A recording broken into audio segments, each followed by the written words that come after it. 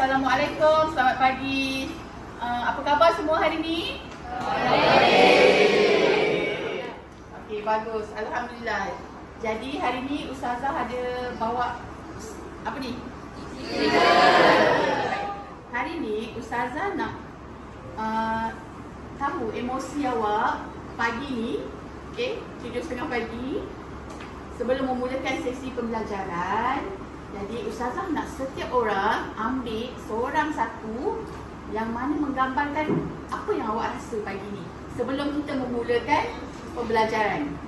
Okey, boleh? Boleh. Baik. Okey, mulakan Ustazah.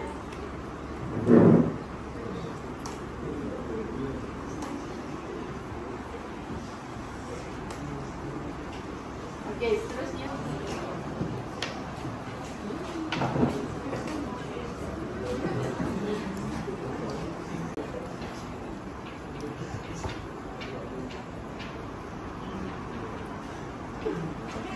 Okey, baik jadi dekat sini. Okey, semua dah dapat semua? Dapat angkat tangan? Okey, lekatkan di baju anda. Okey. Okey, jadi awak pilih kan. Jadi inilah sebenarnya roda emosi kita setiap hari. Kalau Ustazah nak baca lah, okey. Jadi boleh tengok dekat sini. Cinta, kasih sayang, takut, marah, sedih, okey, terkejut, gembira. Okey, jadi apa yang awak ambil ini menentukan perasaan awak sekarang.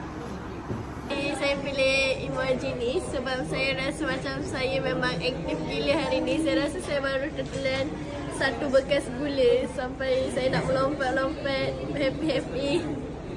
Yang emoji ni sebab saya hari-hari selalu suka buat benda yang nak kata aneh. Macam dia tengok muka ni macam aneh sikit kan.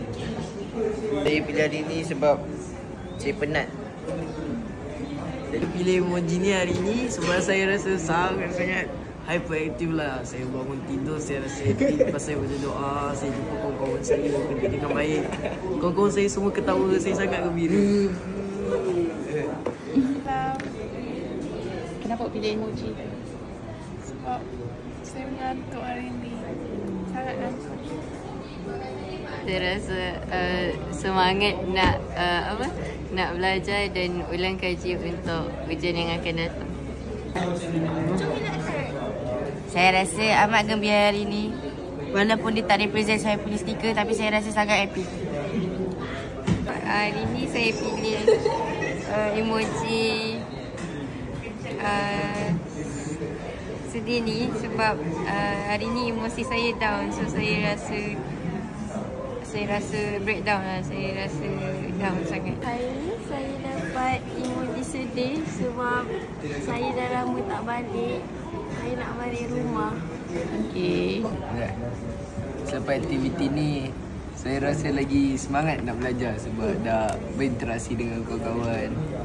Daripada aktiviti ni, saya rasa saya punya emosi ni lagi semangat sebab dengan adanya aktiviti ni, saya rasa saya ni dipercayai, saya ni diambil berat semua, so saya rasa saya makin happy. Saya rasa dihargai sebagai seorang pelajar kerana dengan check-in emosi ni saya rasa cikgu lagi prihatin terhadap pelajar punya feeling. Sebab dah lama orang tak tanya khabar saya, so saya rasa happy lah bila ada benda-benda macam ni. Selepas aktiviti ni, saya merasa diri saya lebih disayangi, lebih dihormati oleh orang lain.